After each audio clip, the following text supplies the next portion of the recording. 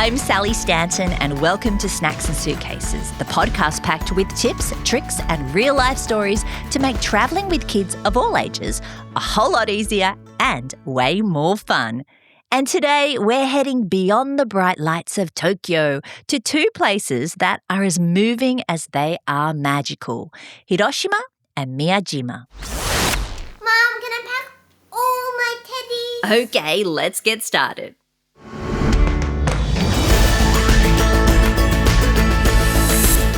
Our favourite Japan expert, Joe from the Tokyo chapter, is back today to explore these two incredibly powerful and beautiful places that offer so much for families, Hiroshima and Miyajima. We did plan to talk about kurashiki as well, but I'm adding that part as a special bonus bite-sized episode on Thursday. In this episode, we catch up on all the latest news from Japan. Pokemon is not left out. Then we discuss how to explore Hiroshima with kids in a way that's meaningful yet not overwhelming, including how to have those gentle conversations with kids about the Peace Memorial and the atomic bomb history. Then we head to Miyajima, famous for its floating shrine, friendly deer, and that magical atmosphere. Plus, the best times to visit and how to make the most of it with your kids. We're also covering the fun stuff like where to find the number one dish in Hiroshima. It's okonomiyaki. Yum, one of my favourites. You cannot visit this city without eating okonomiyaki. And we'll show you where to find loads of other delicious, yummy meals that your kids will actually eat. Of course, the new Kids Corner question is in there too. I don't want to give too much away, so keep on listening to the very end. Hello, Joe. I'm so happy you've joined me again. Hello. I'm so happy to be here again. Well, tourism is not waning at all in Japan. In fact, in 2025, it was up again. It was up by 5 million visitors. Can you believe that? That many? My goodness. Yes. So that's why you are back for this is going to be your 6th episode on Snacks and Suitcases. I'm so honoured. That's so special. I think I should just make this a Japan podcast now. And I want to know, what's new in Japan lately? What's the latest? Anything we should check out? Oh, yes, there are lots of new things popping up at the moment. Well, it's something that has popped up and is going well is the Team Labs in Kyoto. Oh, yes. It's going really well, and I've heard it's really close to the station and it's really good. I haven't been just yet, but I'm hoping to fix that over the next few months. Yeah. That's really well. And the other thing that most people are talking about is the Poke Park. So the Pokemon-themed theme park that's open just on the outskirts of Tokyo. So it's about 30 minutes on the train from Shinjuku, and it's held at Yomiuri Land, which some people may have already been to. And it's very popular. Like, I've heard of people waiting online in queues for 5 hours to get tickets. But if you're lucky enough to get tickets, it's apparently it's really good, and it's very, very, very popular. Even for the shops and things. The Poke Park opened February 5th of 2026, so still very new. Wow. Well, it was a bit selfish of me asking because my sister wants to take her son, he's 4, later in the year. So she probably should buy tickets now, right? Or can you? I'm not sure how far in advance. I can look that up.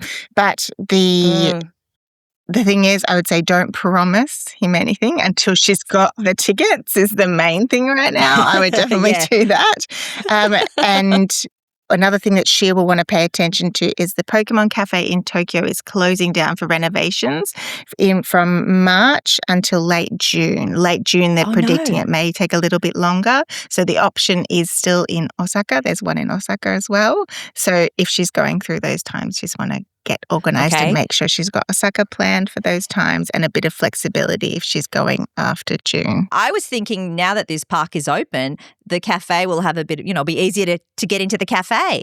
But that's probably why they're taking some downtime. Maybe Pokemon's so busy at the new place that he needs a little break from the cafe.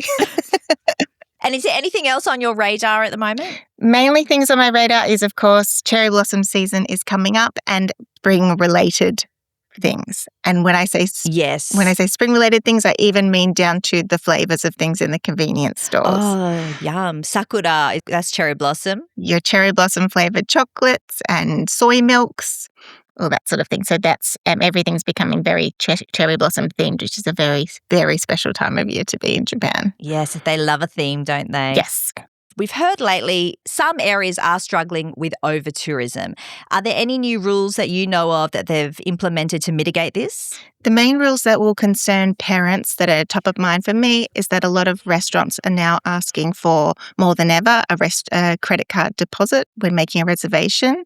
But that's quite common in other countries now anyway, so I don't think that'll affect parents. And sometimes for me, when I'm traveling with my kids, I like that because it means they're definitely holding my space for my kids, so I know if I've promised. If we're doing on the Sunday night, we're doing tempura, and the next night we're having something else special, we're all locked in and paid for.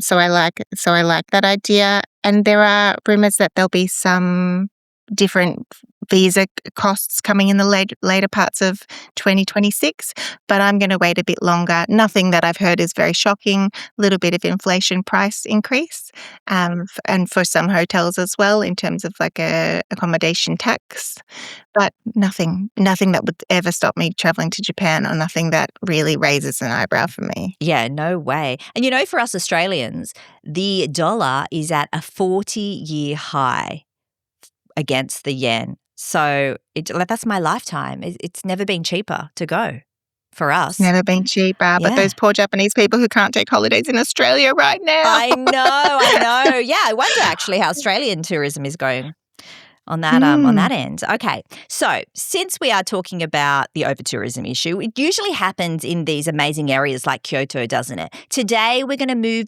further down the golden route, they call it, beyond Tokyo, beyond Osaka, to Hiroshima, Miyajima, and Kurashiki. 3 cities that you just love. I really do, and they're very special to me for lots of different reasons, but we can talk about that as well. Okay, well, let's start with Hiroshima because that is probably one of the most well-known cities in the world. It is, mainly because of its history. That's right. So a lot of people will know Tokyo, Osaka, Kyoto, and then if I mention Hiroshima, people say, oh yeah, I hadn't considered that as part of my holiday. But Hiroshima is a great place to visit with or without children, but I find it to be very easy with children. Yes. One of the reasons is it's very flat and it's very accessible. So a mixture of, they have streetcars there, or I like to call them trams because I'm from Melbourne. There's a lot of streetcars there. I thought a streetcar was something else, like a car on the street. Did you? No, I think you're so funny. They call them streetcars, do they? Streetcars, like a streetcar named Desire, or like in San Francisco, I think they're streetcars. There you go. You're so funny, Sally. Oh my! I've heard of trolley. Tram. We call them light rails in Sydney, but they are a little bit different to a tram. A light rail, yeah. Shall we just call them trams? Should we just call them trams? Okay. So they have trams in Hiroshima. They do. Like in Kagoshima, Nagasaki. Nagasaki also has trams. Yeah, yes. trams. Yeah. But Hiroshima is a bit more of a busy city compared to some of those places. So it's really nice to mix it up and see Japan in a different kind of way. For me, being from Melbourne, like I said, it's quite surreal to see a tram going past in a Japanese city. It's quite funny. So yes, I think families, it's really not that much further out. So if you were to go from Tokyo to Hiroshima on the bullet train, it'll take 4 hours. So, and if you were to go from Kyoto to Hiroshima on the bullet train, a little under an hour and a half. So it's definitely, yes, it's very close. And thanks to the beautiful bullet trains, it's very accessible. Okay, so would you say a day trip is possible? With children, I wouldn't do it as a day trip. I think it's a waste and there's too much to see. The main reason why I think you should stay overnight, I actually think you should stay at least 2 nights, is because Miyajima is a beautiful island just off Hiroshima. And personally, I think it's really important to have that as your middle day. So you arrive in Hiroshima, do some sightseeing, middle day in Miyajima, and then the next day more Hiroshima before you leave and move on to your next wherever you've decided to stay next. So that's the reason that I believe 2 nights minimum. Also, it's just a lot of moving with kids. I don't know about you, but 4 hours or even 1.5, 2 hours each way is a lot with children, and it takes some of the fun out of it. Yep. Yes, and there's some reasons to get to Miyajima nice and early, but we can talk about that. I don't want to get ahead of myself Yeah. just yet. So two nights minimum, 3 if you've got kids that don't like to up and move around too much. These are the places we're talking about today. I'm the only one in my family who hasn't been there ever. So I don't know anything about them except from what I've heard from others. I wasn't sure because I asked my mum if I went there as a child, and she doesn't think so. But my sisters have been, my dad's been, my mum's been, and they're telling me how beautiful all these places are. Yes. Well, I'm very, we really have to get you there for starters. We have to, absolutely. Yes. Yeah. I know. And it's just it's a really easy visit because of the bullet train. It's right there. Yeah. It's also a lovely way to show a different side of Japan, to go to the 3 places that we're talking about today. It can show kids how people in the countryside live, that Japan has space, Japan has green.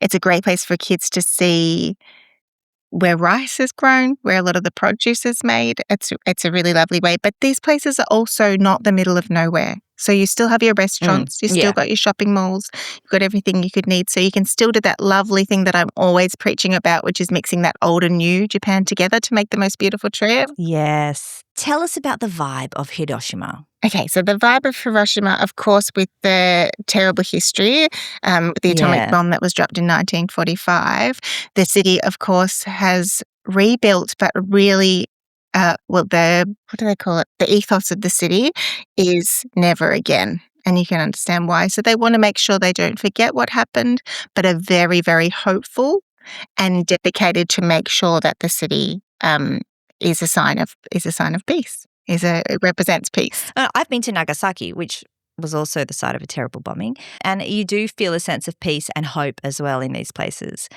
It's a peace and hope, and also I think this is just me personally, but I think it would be ignoring a major part of the city to say I went to Hiroshima and I went and had a glass of wine and a good laugh with a friend. It doesn't feel like you're giving a nod to the city's culture and history. I also think it's really important to talk about with children in an age-appropriate way. Everybody knows their own children, so you can decide. And I'd like to have a little chat about what I think is a nice way to do it.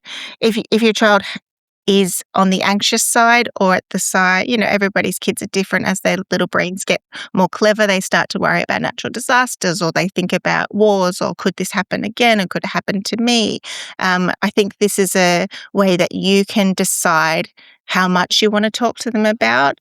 And then also, without getting too much on a soapbox, I think it's important to talk about children when your family's ready in a way about these things too, because won't that contribute to a more peaceful future for all of us if we're all aware of mistakes of the past and what we don't want to have happen again? Absolutely. You're absolutely right. I did want to say, how can you talk about the history with your kids in a gentle way? Well, I'm not a teacher, but I am a parent, so I can tell you my personal approach is keeping it age appropriate and what they can manage.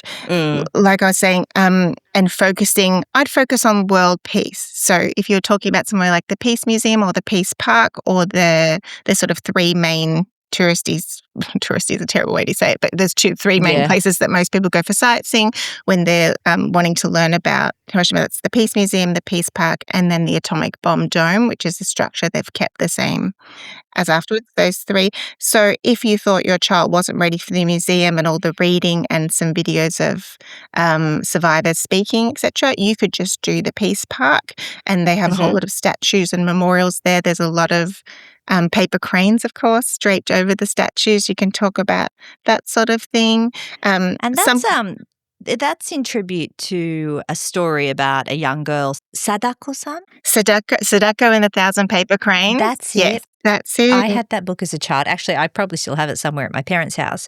And perhaps many kids in Australia know this story. We may have even read it at school. For me, growing up in Australia, we also read the book Sadako and the 1,000 Paper Cranes.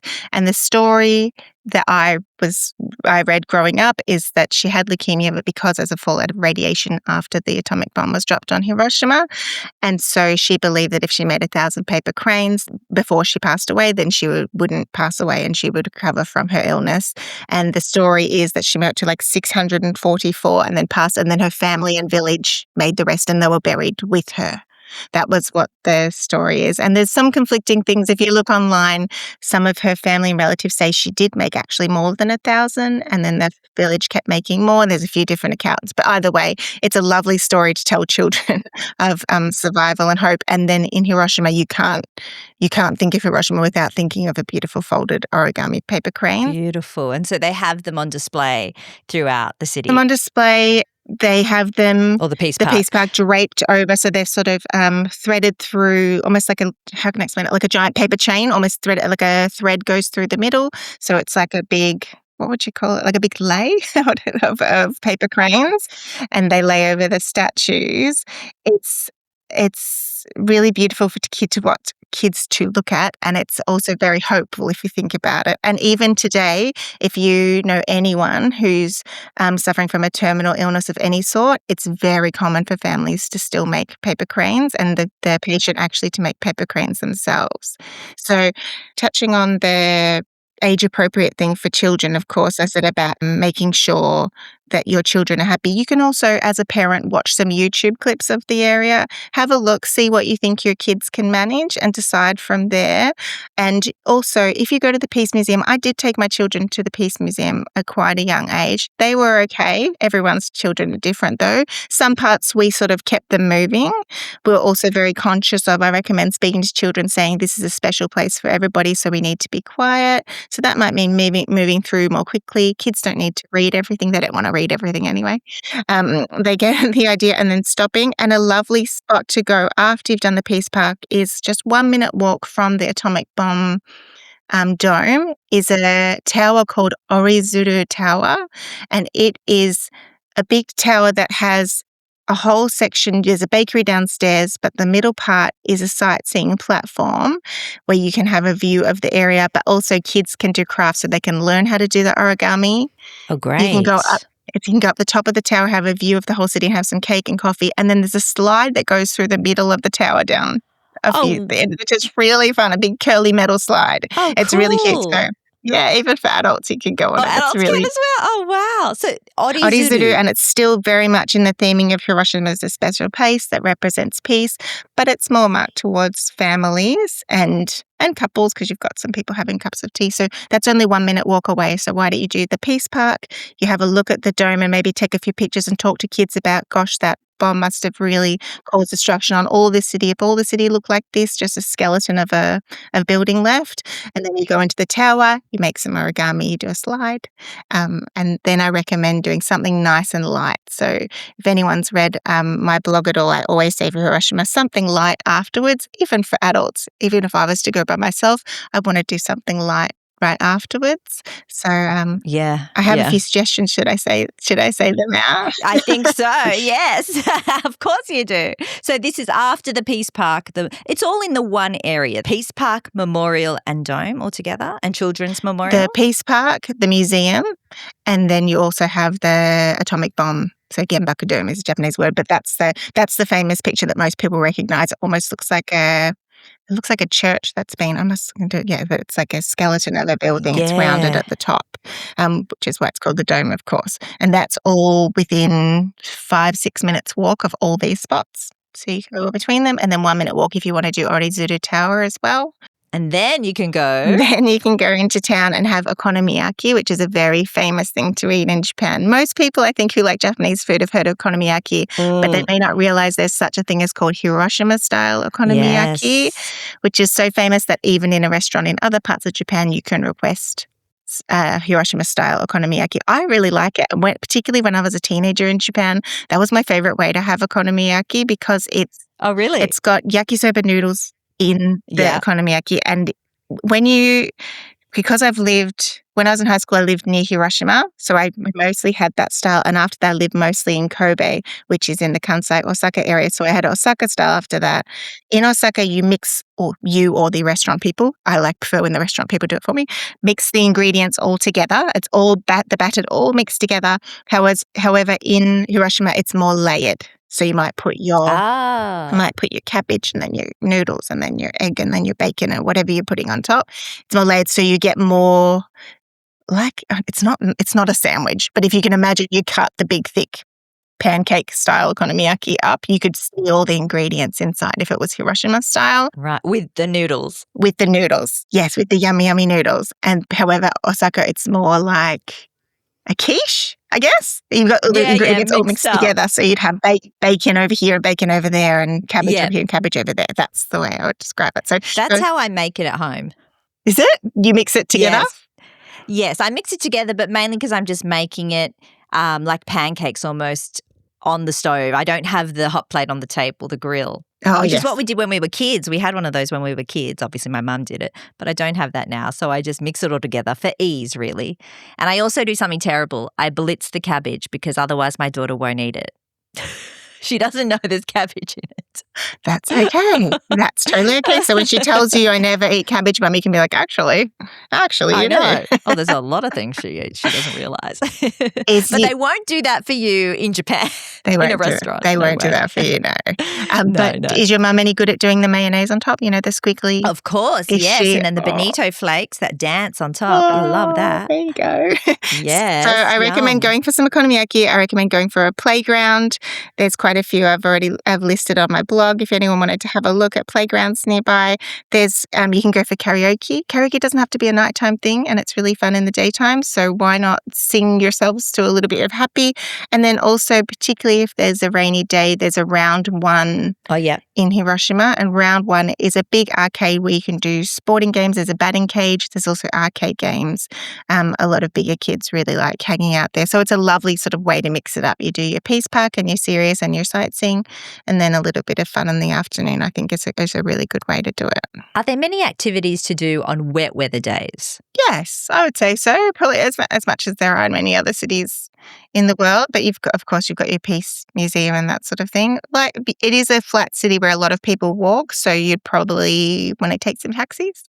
And around the station has your most of your options if you want to do indoor shopping malls. Okay, so let's talk about some of those other activities, the top sites that you feel are kid-friendly. Okay, so I've talked about all my areas around the Peace Park and the Oritsuru Tower.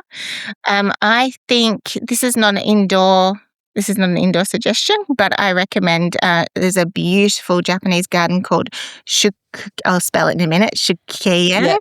It's Shukkeien Gardens. Shukkeien. Yes, I have heard of this garden. Yeah, I hear it's stunning. One of the best in Japan. It is beautiful, and I'm not a photographer, but it makes you feel like you are because you're just snapping koi fish in the water. There's just the gardens are beautiful no matter what season, and every season looks different. It's also not very big, so it's very easy with kids, and they have a very casual tea ceremony that kids can take part in. Don't need to make a reservation, cash only. And so you can do the garden, do a little tea ceremony, very casual. So if your kid can't sit still, it doesn't matter. It's just a beautiful little house next to a garden with those lovely tables with the red umbrellas and the red tablecloths. Yeah. You have a little Japanese traditional sweet to try. That's a lovely thing to do with children. And the tea ceremony, is that year round? Year round. I haven't really heard many where kids can participate. There are not many where kids can participate, and even if they are, I don't want to be negative, but I sometimes think, would they want to? Because it's very serious. Yep. A lot of people want it for the pictures. So in that case, I say, you sure you don't want to rent a kimono and take some photos at a temple instead? Mm-hmm. Because it is just a lot of kneeling and sitting and turning the cup, but it's very spiritual, very special. Yes. Sometimes I don't think it's what some parents think it will be. No. As a child in Japan, I thought it was so boring. I honestly, no interest at all. Now I would like to do it. But yeah, it's very silent. You can't talk. We're not really supposed to. You can't talk and you can't really move, and no one's going to get in trouble, so don't worry, no one's child's going to be yelled at. But you will feel like, oh, we're supposed to be sitting still a bit longer. So I did a tea ceremony class in high school in Japan too, and first class was like, this is awesome. By the second class, I was like, oh, I'm over it now, because everyone would stand up and they would fall over because their legs gone to sleep. and you had all the steps you had to do and that sort of thing. Yep. So even a lot of the Japanese girls in my class were like, oh, we've got tea ceremony after lunch. Okay, and then we've got something else on. So it is special. But if you've got an idea that your 3-year-old will love it, it might be a bit of a surprise. So something like this in a garden is a perfect medium balance where they can try it. They can even try the Japanese sweet. And if they think, oh, yuck, they've tried it a little tiny bit, or they might love it and surprise you. You never know. It's just a lovely casual way to do it. And Shukrian also has a bamboo forest, a little bamboo forest that you can see. Beautiful. So that's lovely. My third one is and the last one I've got here that really stands out is the Mazda Museum. If your kids are into cars or you're into cars, that's a big automotive factory. Book 3 months in ahead. Oh, 3 wow. months in advance. Sorry, 3 months in ahead, 3 months in advance for that one. And that's a factory tour. And I haven't been on it yet, but a lot of people have said they really, really enjoyed it. Their whole family really liked that. Hiroshima, as a city, makes most of its money at the moment from the automotive industry, mostly being Mazda and tourism. There's a big Mazda stadium, isn't there, with the baseball team plays there? Hiroshima Cup. I was having a conversation about Japanese because baseball is huge in Japan. It's their number one sport, isn't it? Correct. And it's really fun to go and see. Yeah, Really, yes. really. So I think it's the Hiroshima Cup that play at Mazda Zoom Zoom Stadium. Well, there you go. That's the fourth one then. Why not get some baseball tickets and really mix it up? And what better way than after you've done your more serious morning or serious afternoon and then mix it up and do something like that. And even if your kids don't understand baseball, they'll love going to the baseball in Japan. It's very safe. There's like little dances with actions that you'll learn as you go, and it's just wholesome. So wholesome. Baseball, remind me, it's a summer sport, isn't it? I think I've asked you this before. Yes, I remember going when it was very hot and always being in a T-shirt, late March to October. Okay, so other than those amazing sites? I really think you need to prioritize okonomiyaki. I think I can do that, Joe. And okonomiyaki, there are a few places that do vegetarian or gluten-free options. You will have to sort them out, though it's not just anywhere, but there are quite a few in the city because Hiroshima is so touristy now. There's a lot of restaurants that are doing alternatives, but for most of the time, okonomiyaki's main ingredient is eggs. So if you don't eat eggs, you will have to shop around a bit more. I also have, if anyone would like to have a look on my blog, a particular article that says how to order a vegetarian okonomiyaki. Because it's cooked in front of you, it is quite easy as long as you don't mind meat and veggies cooked on the same plate. It's very easy to say, oh, not that ingredient, please. You were saying before bonito flakes, which is the fish flakes on top. A lot of people don't like that. It's really easy to just say, oh, can you hold off on the bonito flakes? They're called katsuo bushi or katsuo. But I've written that down in very simple Japanese for you to say how to say no onion, please, or no katsuo, no fish flakes. It's a really easy way to watch how it's done. And kids often like it too. Even if kids are feeling a little bit more fussy, they can literally see what's going into their food, which I think is always really nice as well. There are restaurants where you can make it yourself. I mean, okonomiyaki does translate to as you like it. It does. It does. Yeah. It's literally the translation. Yeah, cooked and grilled as you like it is the literal translation. So, yes. Yeah. So, and some other places let you add your own toppings like the bonito flakes. Some places you do, yes. So you can go to a place, even in Tokyo, there's a lot. So my sister came to visit us in Japan last year and I sent her and her husband off and they went to a place where they made it themselves and the staff are very kind and they're saying, like, do you think it's done yet? And they got to have a go. And then, of course, if you're feeling brave, you can have a turn at flipping it. And kids love that too. One spatula either side and then flip it over. That's always really fun. The same idea as, people spin pizzas and things like that. It's the same sort of idea, isn't it? And how do Hiroshima restaurants fare on the non-smoking scene? I found that mostly yes. Of course, you go into really rural Japan, like one station and a couple of restaurants around the station kind of places, it's a bit more relaxed. But Hiroshima, I find for the most part, is non-smoking. And one thing you can do to double check before you go somewhere with your children is if you're going somewhere that hasn't been recommended already, is you can look on Table Log. So that's like what most Japanese people use instead of TripAdvisor or Yelp. And it's spelt table, TABELOG. And you can search in English now and it will literally say smoking or non-smoking, or it might say partial smoking or smoking allowed outside. And that's a good way that you can check to make sure you're going somewhere that's non-smoking. And the same with, because I know you're going to ask about finding toilets and things around Hiroshima. Yes. The same tips as I say everywhere else, download the Mama Papa Map app. That's all one word, Mama Papa Map app.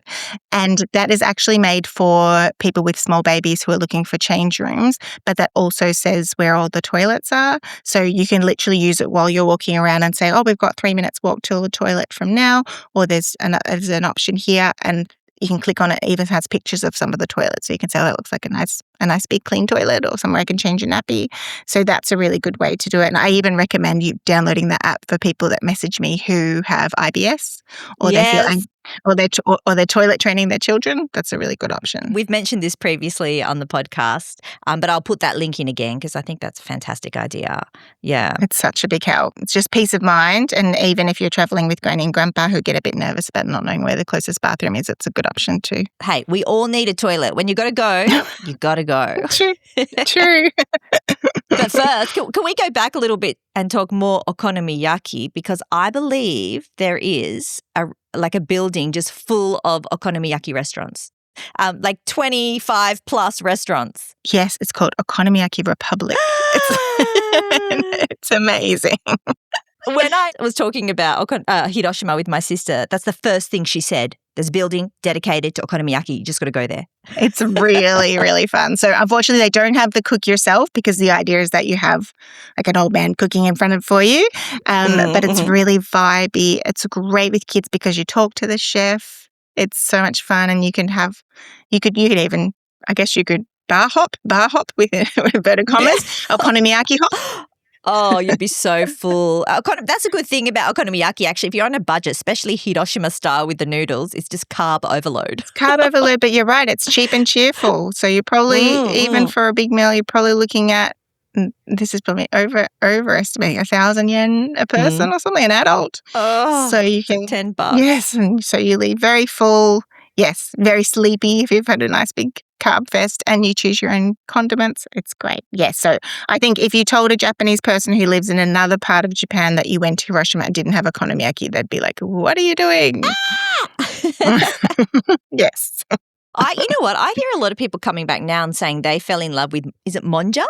Yes. It's a different style of, similar to okonomiyaki. Similar to okonomiyaki in that it's sold in the same place. So it's put on the hot plate. Have you had it before? I must have, but I didn't realize it was different. It's sloppy. So sloppy. Okay. Yes. Yes. Like almost thinner. It's not the most photogenic of food, but it's very thin and sort of a sloppy kind of, it looks less cooked and it's a bit more runny. And people who love it, love it. I have to admit, it's not my favorite, as you can probably tell from my description, but people who love it, love it, love it. Are there any restaurants that you absolutely love and would recommend for kids? Okay, I do. There's a cafe called Cafe Ponte, which is right on the river in Hiroshima. And you can make a reservation online with auto reserve or do a walk-in. They have mostly Italian food and desserts, and they're very flexible when it comes to vegetarian and gluten-free options. You can see their entire menu online in English ahead of time as well. And they also do takeout, so you can always get, even if it was really busy, you get takeout and you sit by the river and have a little picnic. So that's always a great option with kids who are regally right near the Peace Museum. Really, really a really good standard option. And then there's one called Park South Sandwich Cafe, which is right on a playground, and they do amazing sandwiches, and you can rent a deck chair and sit there, eat your sandwich while the kids play in the playground, and you can just stay there for ages. I think you rent it for 1,350 yen. For a deck chair, and you can just sit there, kids play, kids think it's amazing, go back and get a milkshake, go back, get another cup of tea. That's beautiful. Then my other one is called Gyoza Ya Ryu, which is a gyoza place. Very casual. It's a chain, so there's many around Hiroshima, so I don't even need to say which one. I'll just spell it out though. So it's Gyoza Ya, so Gyoza, and then Ryu, so Ryu. And it's very casual, kind of bustling, loud, people cheersing, that sort of thing, but also very kid-friendly. Go in and try some gyoza. And you could even just go in, get a couple of gyoza to try as a family and leave if you wanted to, or you could stay and have a chat to the person next to you if you wanted to. And then my last one I'm going to recommend that I think is really good in Hiroshima, if you're with children, is called Ichiriki Honten Yakitori. So I tried to say that as Aussie as I could. Ichiriki Honten Yakitori. And it's cash only, but of course, as the name suggests, it's a yakitori place. So chicken skewers, great if you're gluten-free because you can just ask without the marinade as well. Whole bunch. I bet you've got even more on your blog. I do. I have lots. So I had to choose carefully to make sure it was a nice mix, but I've got so many different options there. But yakitori is always good because, once again, like the gyoza, it's a couple of $100 for each stick. So you literally just go in, you have a nibble, kids have a nibble. If kids like one type and you want to try 5 types, then you can do that all together as well. It's just smoky and not a cigarette smoky, like a smoky barbecue vibey kind of thing to do together. Coals and the wood smoked. Mm-hmm. And kids will remember that forever. Those things are just so much fun. And we love yakitori in our family, so that's a good one. I'm adding that to my list.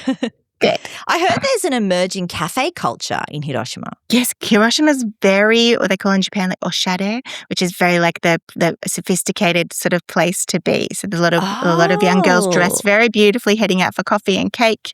The shopping's really good. So I mean, like fashion shopping, that sort of thing. So to be seen, well, think about it. It's quite a photogenic city. You've got the river down the middle and all the trees and and if you're lucky enough, plum blossoms or cherry blossoms as well. We've been lucky enough to visit in cherry blossom season. Just all those pinks is mixed with the green. It's a very, very special place to be for so many different reasons. Gorgeous. Okay, I didn't realise it was a bit of a shopping hub. That's got my attention already. Well, shopping, yes. For fashion, absolutely. Fashion and accessories, yes. Very, very nice and very well-dressed people. What about vintage shopping? Because that is all the rage in Japan right now. I see a lot of it on the TikToks, on Instagram. I don't really think of Hiroshima as a place for vintage shopping. I'm sure there's someone who's done some things, but no, it's not. Because it's been rebuilt, it's more new vibes, cafes, that sort of thing. So I have to admit, Hiroshima doesn't come. I'm sure there's someone out there who says they've found some treasures, but for me, that doesn't spring to mind. Okay, where do you go if you're looking for baby-related things like nappies, formula? I would be heading back towards the station. So right above the station are a lot of big hotels and a lot of big shopping complexes. That's where I'd be heading first if you need any of your essentials. And is that everything sort of revolves around the station? That's like the hub. If you were going to stay, what neighbourhood would be best when you've got kids? Somewhere near the station?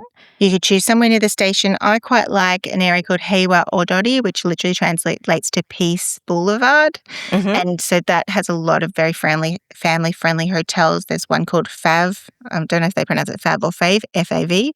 Fav Hotel Heiwa Odori. There's also the Kiro Hotel, which is in the centre of town, Kiro. They also have bunk beds for kids and a cafe. And then if you wanted to stay somewhere with lots of just cheap and cheerful, nice, reliable, nice and clean business-style hotels, like your Nest, that's a brand. Sotetsu Grand Fresher is another one. That's all in the Hachobori area. And that's another area. So I've stayed there before, really liked it. A quick tram ride to the station, a quick tram ride to the Peace Park. I find that to be a great place, particularly if you're watching your budget when you're traveling. And then if you want to stay at the station, they've got a Hilton there, they've got a Granvia there, which are both really nice. That's mainly where I imagine it was originally built for business travelers to stay. So they've got your big Western options. I know particularly a lot of my American readers like to use points and want to stay. So that's a really good option too. And of course, kid-friendly and big buffet breakfasts, etc. Yep. And getting around the city. So they have the streetcars or trams. That's how the best way to get around? Yes. A tram or a bus. There's some trains, but they're not as prevalent as in some other places. And then I also would be looking at taxis. So I've mentioned this in other podcasts that I've done with you in the past, but I'll just remind people, I use the Uber app not so much to book taxis, but to check how much it's going to be. So let's say my kids are really tired. We just need to get back to the hotel. I use the Uber app and say, it's going to cost about 1,000 yen to get back to a hotel now, or it'll take 6 minutes, or it'll take us 23 minutes if we take a bus and a tram. And I think that 1,000 yen sounds really good to me about now. So it's just a really good way to plan a quick exit. So so personally, I would also rely on taxis, particularly with little legs with you. Can you hail a taxi in Hiroshima? Yes, you can. You can, just on the street? Just on the street, yes. Great. And then can you use a Suica or a Pasmo card or anything like that? It's not as prevalent for public transportation in Hiroshima because of the buses and the trams. So I recommend having cash. I recommend having cash for many reasons in Hiroshima, particularly those Shukeien gardens. That's all cash, and the tea ceremony is cash. The bus, the tram is cash. So it's a good place. Basically, anytime you're out of the bigger cities, have some cash. Have about 30,000 yen on you at all times, just so you're ready to go and use your credit card wherever else you can. That's my recommendation. And one tip for taking the buses and the trams is you get on at the back and you pay as you're getting off. I think that a lot of other countries in Europe do that too. But so a lot of people get confused as tourists. They're sort of standing and waiting to get on the front of the bus like you might in Australia and say hello to the driver. In Japan, at least, you get on at the back. You have your coins, and then you can drop your coins in the little pocket and it'll spit out the change on your way out. And then you can say, arigatou gozaimasu, and you step off.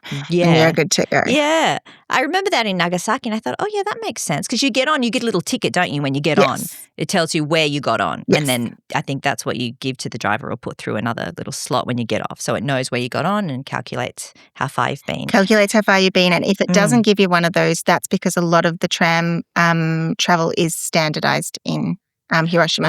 So I think last I checked, it may have gone up a few, like 10 yen or something, but last I looked, it was like 180, 190 yen no matter where you're going, as long as you're not going to Miyajima and that sort of thing. We'll talk about that in a minute, but most of the time it's set. So if you don't get a ticket, don't worry. I would expect you put in your 1,000 yen for your whole family, see how much change comes out, and you always pop a little bit more if you need, depending on how many of you are.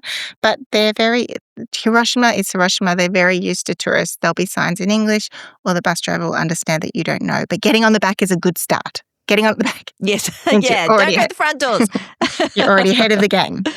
Any activities we've missed? If you're looking for extra things to do, I also recommend a walk along the river. Like I said, at that Cafe Ponte's on the river, you can take a walk up and down, particularly if the flowers are blooming. That's really beautiful. And Hiroshima Castle is there too. So it's very nice.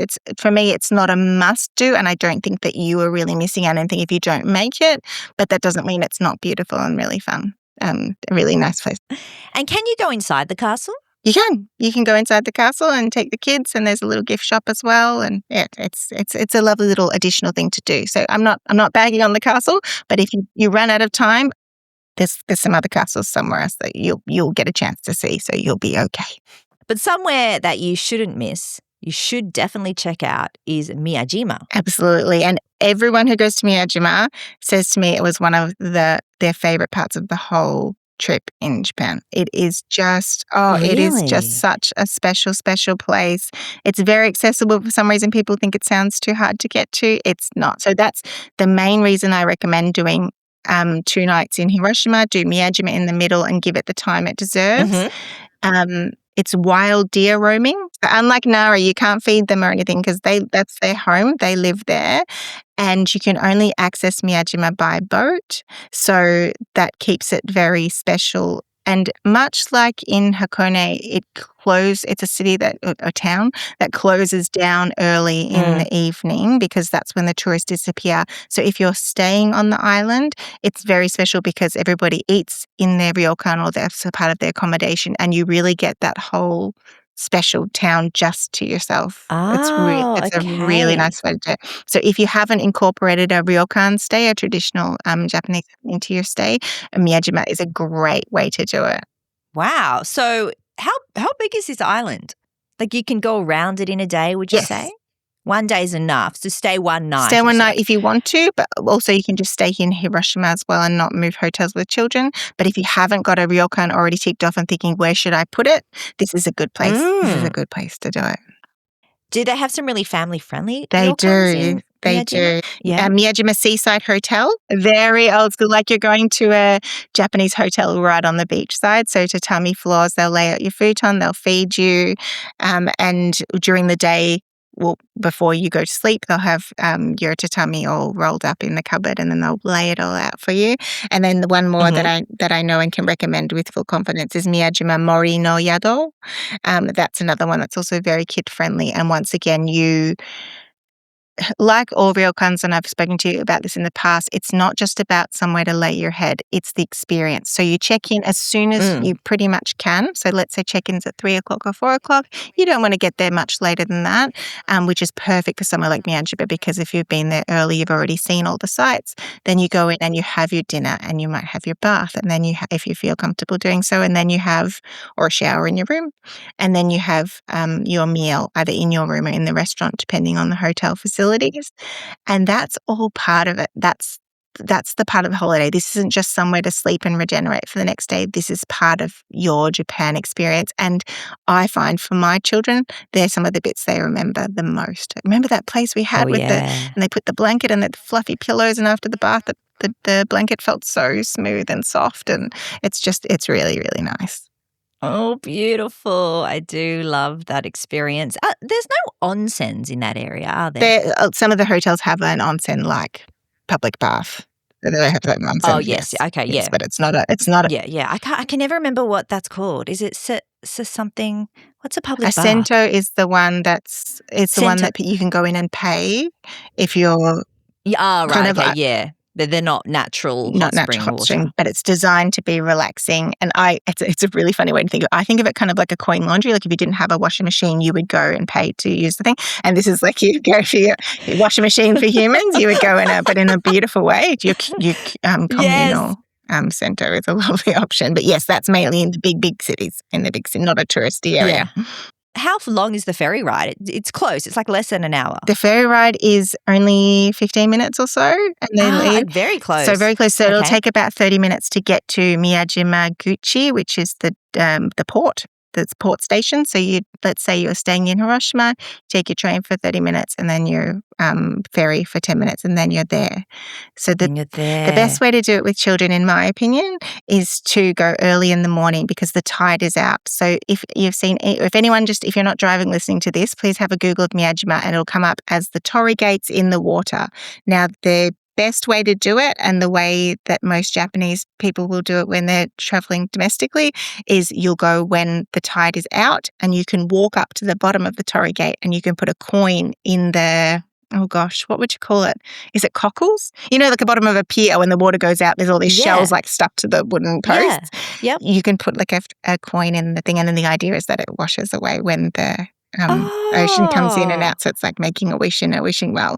And then later, so let's say you do that early in the morning, you go out, Google, of course, when your tides different times of year, and then, or even if you were to get there a bit later with children, you could say, look how shallow it is now, we can see the black part of the torii gate. And then after lunch, you go back and have another look before you take your ferry and be like, look how much it's covered. So to see them both in both of those states, I guess you'd say, is a really special way to do it. So I'd start your morning like that. Are you sure you're not like an early childhood teacher, Jo? You just come up with some great, definitely not, just really meaningful and educational experience, like ways to experience travel. I love it. Thank you. I'm just an overthinker. Just an overthinker and a warrior. That's all, and I'm putting it to good use. Thank you. No, I've got to write these down. Whenever my kid's rolling their eyes at something, so let's remember when the tide was down. And the main reason people visit Miyajima is for this shrine, isn't it? The UNESCO Heritage Listed Shrine. They do. So it's called Itsukushima Shrine. It's that lovely orangey red colour that a lot of people, of course, associate with Japan. And it has the shrine. It's described as a floating shrine because it's raised above the water. So it's on legs above the water. And then next to the shrine are torii gates. And that's the ones I was just speaking of that you can walk out to when the tide is out. So that makes it very, very special. But it's just so beautiful. And then when you are no longer visiting the shrine, you're on land, on the island. That's where you see the deer and these beautiful old world. They've been kept the way they've been for a long time, all these beautiful houses and restaurants. So that's where you can get. But there's a lot of very modern food in them now, or modern, really? Well, I should say modern desserts, because it's visited by tourists. So I heard there's a lot of yummy snacks for kids, sweet shops. With children, you have to go to an ice cream shop called Miyajima Umaimonokan. So Miyajima, of course, being that Umaimono means like delicious yummy items. it's like the Museum of Delicious Items, and it's an ice cream, and they have cookies on the top of the ice cream, but they're all Miyajima themed. So it's a little torii cookie, a little deer cookie, a little maple leaf, because Miyajima is very famous for maple leaves, and so it's a little piece of artwork in a cone, and you'll want to take so many photos before it starts to melt. It's beautiful. I have seen a photo of this. I think it might be even on your blog. I probably saw it there at the Tokyo chapter. Yes, it's so beautiful. Yes, so pretty. It looks enormous. Do kids finish it? Who cares? It looks like you could share it. I think they'd give it a good go. Yeah. Yum. Now, back with the deer, I didn't realize they were famous for deer, but they're not the deer you can feed. Did we say that? Like in Nara, they're not tame, are they? Well, they're tame, but you shouldn't go and feed them. They're tame, but they're wild. So they're very used to people, but that's their home, so you are not allowed to feed them. So, yes. I hear there are monkeys as well. Yes, there are. So that's for a little itinerary. If I was planning for you, I would say go and do your Itsukushima Shrine. Go and do your ice cream and a little treat and something to eat. Then I would so you do a walk. It's a little bit of a hike, but you can go a walk up the hill and do the rope way back down the hill. And at the top of the hill, you'll see lots of monkeys on your way up. And then once again, they're very tame. I wouldn't try and give them a cuddle or anything, but they're very, very used to people. So I think... Right. Do they try to steal your snacks? No, not so much like in Thailand. No, not like that kind of thing. Yeah, very well-behaved monkeys, but very much used to people. So I haven't heard of too many literal cheeky monkeys. How strenuous is the walk? Is it easy for kids? The walk is it's quite a hefty walk. So for me, I wouldn't try and do it with the child under 8 unless they were in a carrier like that. So you can do the ropeway up and back if you want to. But kids are big enough. I think it's really good because, of course, the further up you're going, the more sea views. Yeah. Yeah, the island's mostly forest, isn't it? Mostly forest and very old buildings. And then at night time, it's mostly black because it's not like there's busy streets. So that's why it's a really special place to stay, because it's just you and whoever else is staying on the island at the same time. I have heard it can get very busy. And I think when my mum went, she said you could barely push a stroller the time she was there. Oh, goodness. Maybe a Golden Week or something? Was she there? I don't know, actually. It was a while ago, a few years ago. But, yeah, she said don't try and take a stroller. Okay. Good to know. Yeah. You haven't experienced that? I would still try with a stroller, but it's old roads and things. And, of course, you can't do the ropeway. So so bumpy. You might end roads. up parking it for a little bit. Okay. Yes. But definitely need a stroller for Hiroshima. For when you're on the mainland Hiroshima, 100% you need a stroller. If you've got a child who can't walk long distances, yes, you need a stroller. When you were saying start your day early because you can see the low tide and can walk out to the gate, how early are we talking? I'm thinking like 7 or 8 o'clock. 7 a.m. ferry? The schedule for Miyajima ferry gets regular from 9-10 a.m. Before then. So there's 4 an hour. Before that, you're looking more at like 3 or 2 an hour. So the earliest being 6:25 a.m. Then you've got a 7:05 a.m.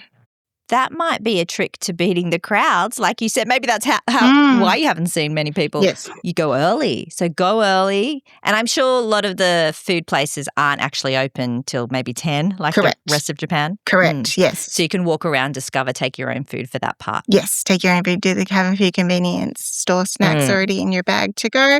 And then when the stores open up, grab your ice cream and then start thinking about some lunch. And then if you'd like to do that walk, up and down, yes. Did I hear something about oysters being quite delicious in Miyajima? Miyajima is very famous for oysters, yes. So you can get like big. Yes. Big oysters? Really big oysters. So if you're an oyster I love fan, oysters. there you go.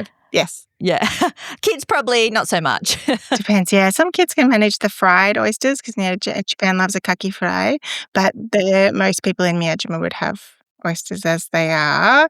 And for that reason too, when you're walking around Hiroshima, you'll see a lot of signs up for we have oysters or oyster restaurants as well. Yum, yum. What's your favourite family moment from Miyajima?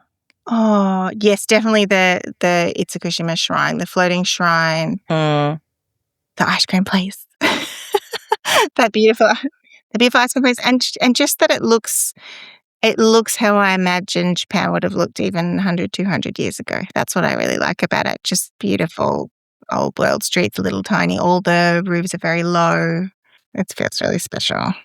So your itinerary would be to make it a day trip if you can't stay the night, go to the torii gate, go up the mountain on the ropeway, see the monkeys, see the deer. There's no bears, are there? I'm hearing a lot about these bears No. in Japan. What's going on with that? Should I be scared? I haven't heard of bears in Miyajima, no. So I don't know. Maybe they can swim across there, but no, I haven't heard. Personally, I haven't heard of any.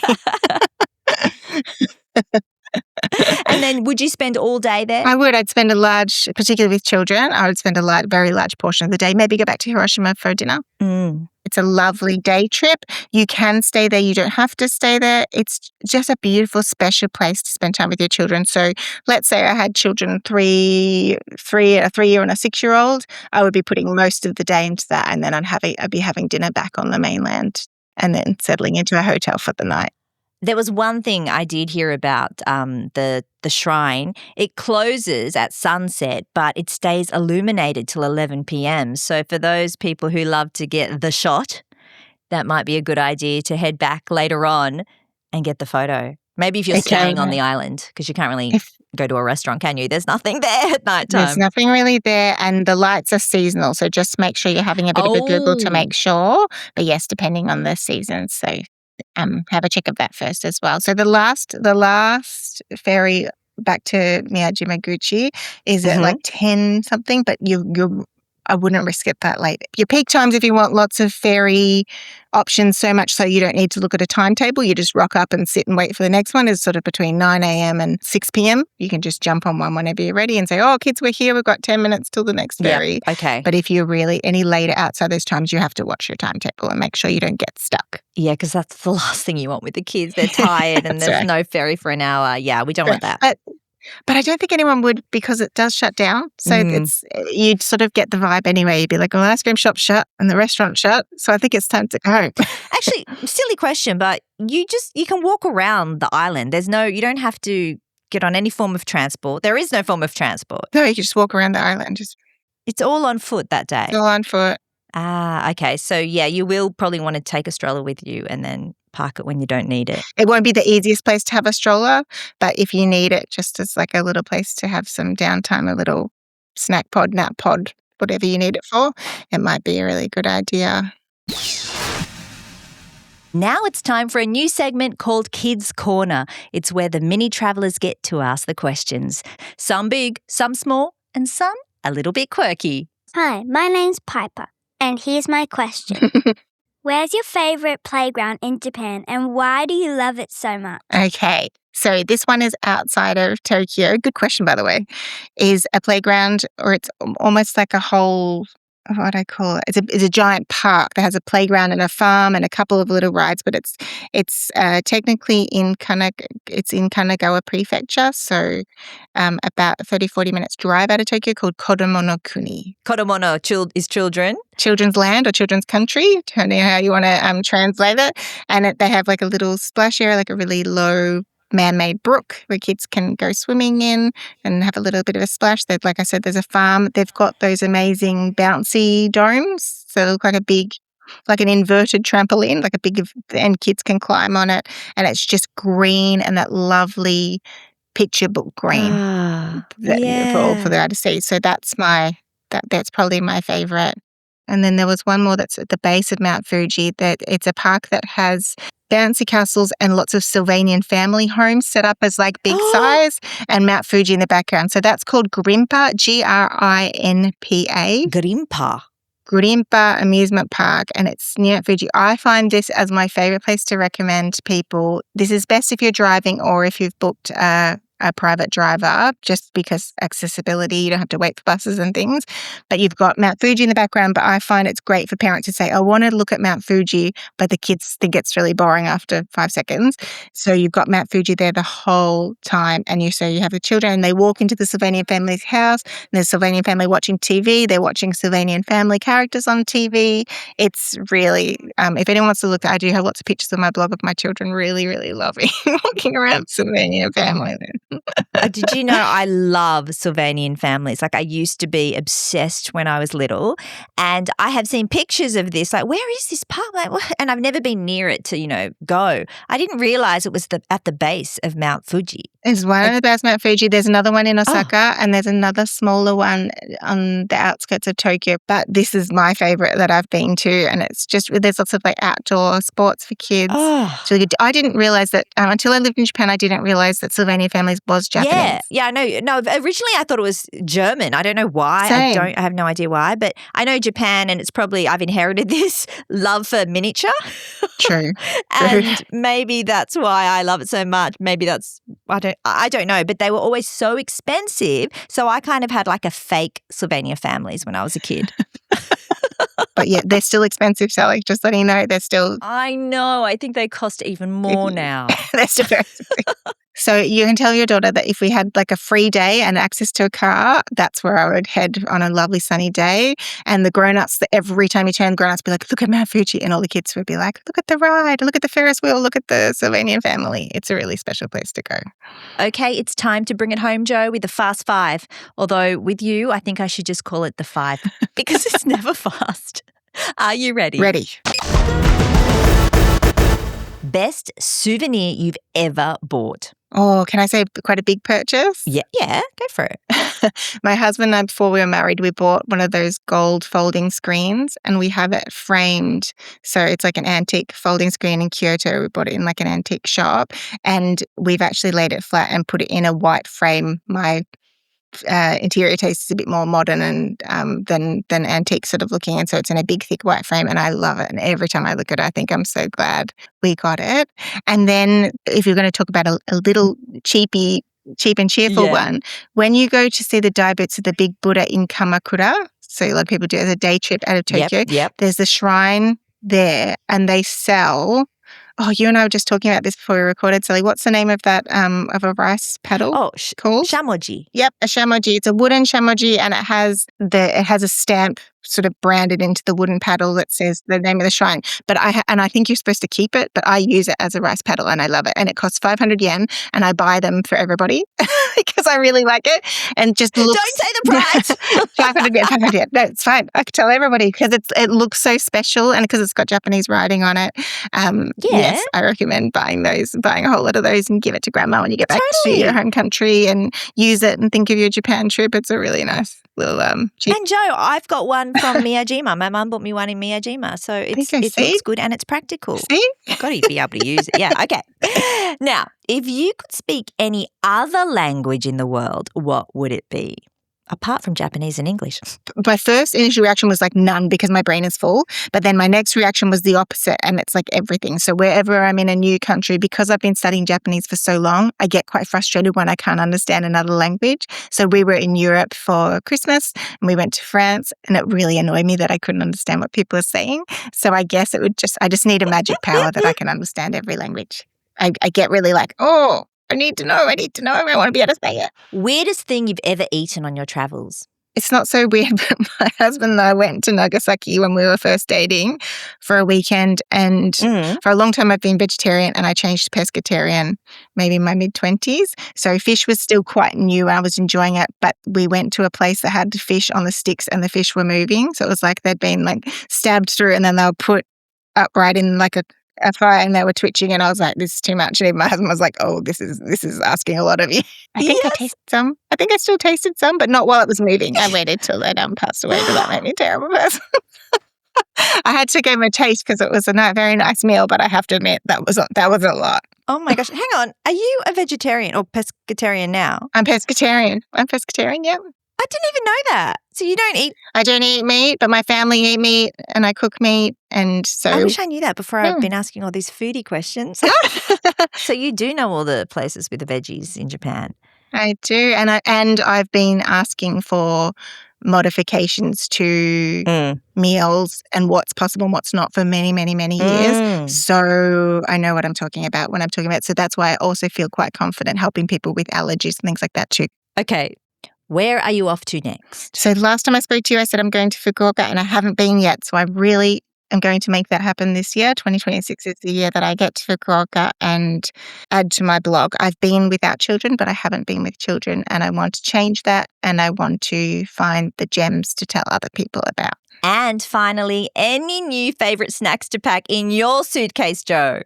All right, Sally, you have to tell me if I've spoken about this one already because I can't remember, but I've got a fresh craving for it. It's just from the supermarket or the convenience store. Rice cakes with the little white icing droplets on top. Have I ever spoken to you about those? No, you have not. They're called yuki no yado. Yuki no yado. So that translates to snowy roof, pretty much, snow on the roof. So it's a rice cake of just a proper salty rice cake, but it has little droplets of white icing on top, and it's like sugar icing. And so it looks like snow, and it's just the perfect blend of sweet and salty together. Yum. I could just sit and eat them all at once. They are just the perfect Moorish, salty and sweet at the same time. They're heavenly, and everybody I tell about is like, I'm not sure. And then everyone's like, oh my God. Oh my God. Oh, that sounds so good. Jo, thank you so much for joining me for a 6th time. It makes me want to talk about even more like lesser known places in Japan. Actually, it's kind of, I do spend a lot of time talking about Tokyo, Osaka, Kyoto, and it's really exciting to talk about other places. And in fact, I find it makes me want to delve more into what there is to eat. Even now, I'm like, oh, I should have talked to you about the Oritsuru Tower at the bottom. The bakery down there is an Anderson bakery chain, and you should get curry pan. So it's like the bread with the curry, Japanese curry inside. There's just lots of, I don't know, there's lots of little untouched, more actual people. Everyone's looking for hidden gems, but if you're going to find a hidden gem, it's going to be outside of the main cities. Yep, that's right. Well, Jo, I'll just have to get you back on for more hidden gems in Japan. But thank you for spending time with us today. No, thank you. I've really loved our chat, Sally. That was really lovely. Thank you.